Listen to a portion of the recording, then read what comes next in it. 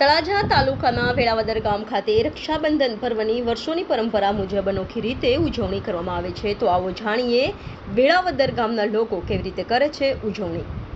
શ્રાવણ માસ એટલે મહાદેવ ભોળાનાથની ઉપાસનાનો મહિનો. આ માસ દરમિયાન વિવિધ પ્રકારના અનેક ધાર્મિક તહેવારો પણ આવે છે અને ઘણા બધા લોકો જુદી જુદી રીતે તહેવારોની ઉજવણી કરતા હોય છે. ત્યારે તળાજા તાલુકાના વેળાવદર ગામ ખાતે અલગ જ પ્રકારની ઉજવણી થાય છે. વેળાવદર ગામમાં શ્રાવણ સુદ પૂનમ એટલે રક્ષાબંધનના દિવસે વેળાવદર ગામની અંદર ગામના આગેવાનો સહિત લોકો એકઠા થાય છે. ગામના પાદર ખોડિયાર માતાજીના મંદિરે એકઠા થઈ એક દોડની સ્પર્ધા યોજવામાં આવે છે.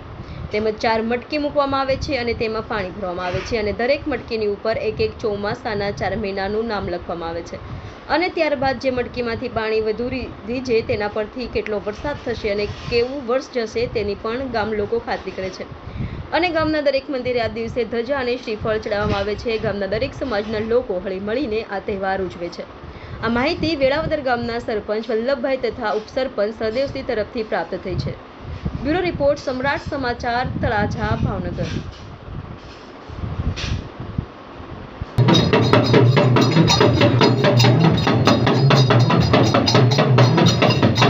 જય વેળાવદર ગામ ના હંદાય ભગવાન ને સીતારામ બીજું શું હોય દેવી દેવતા અંદર ચીર બાપ આવી જાય, શર્મા દાદા આવી જાય, કલાઈ આવી જાય, ઠાકર દાદા આવી જાય. માતાજી બહાર જાય.